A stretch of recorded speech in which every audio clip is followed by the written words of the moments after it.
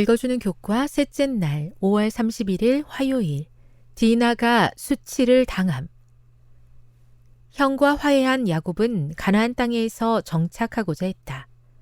평화라는 뜻의 샬롬에서 유래한 평안히라는 단어가 야곱의 여정 중 이 장면에 처음으로 등장한다. 야곱은 그 땅에 살고 있던 사람들로부터 땅을 사들인 후 제단을 쌓았다.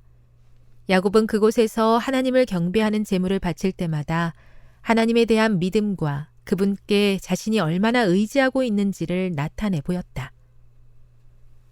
그러나 야곱, 이스라엘은 그의 인생에서 처음으로 땅에 정착하는 과정에서 어려움을 경험한다. 이삭이 그랄에서 아비멜렉과 그러했던 것처럼 야곱은 가나안 족속 가운데서 살 곳을 찾으려 한다. 창세기 34장을 읽어보라. 그 땅에서 평화롭게 살기 원했던 야곱의 계획을 방해하는 어떤 일이 벌어졌는가?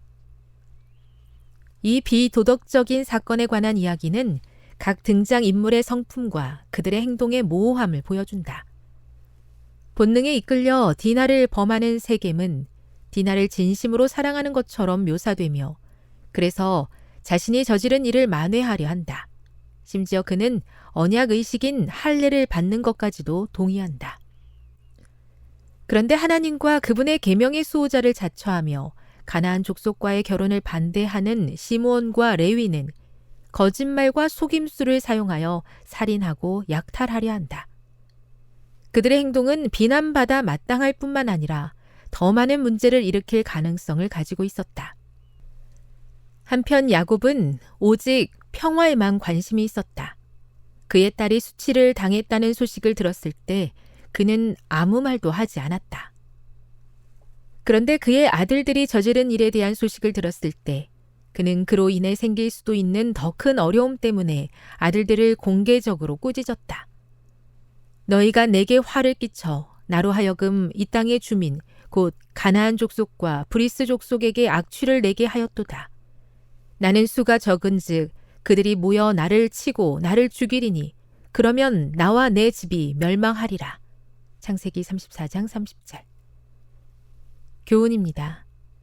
가나안 땅에서 평화롭게 정착하여 살고자 했던 야곱의 계획은 뜻하지 않은 사건, 딸의 수치와 아들들의 보복으로 인해 어려움을 겪게 되었다.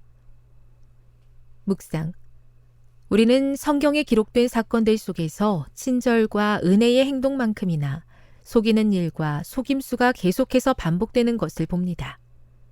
이 같은 사실은 인간의 본성에 관해 무엇을 말해줍니까? 적용.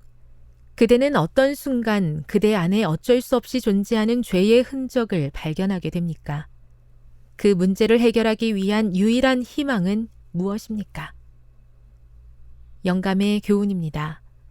야곱이 세겜을 떠나야만 했던 이유.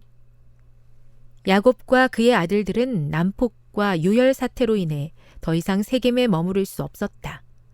그의 가족 중 한 딸이 수치와 슬픔을 당했고 두 형제는 살인죄를 범했으며 온 도시는 한 경솔한 청년의 무례한 행위에 대한 보복으로 파멸과 사륙에 휩쓸렸다. 이 같은 무서운 결과의 발단은 이방인과 교제하기 위하여 그 땅 여자를 보러 나갔던 야곱의 딸의 행동이었다. 부조화 선지자 204.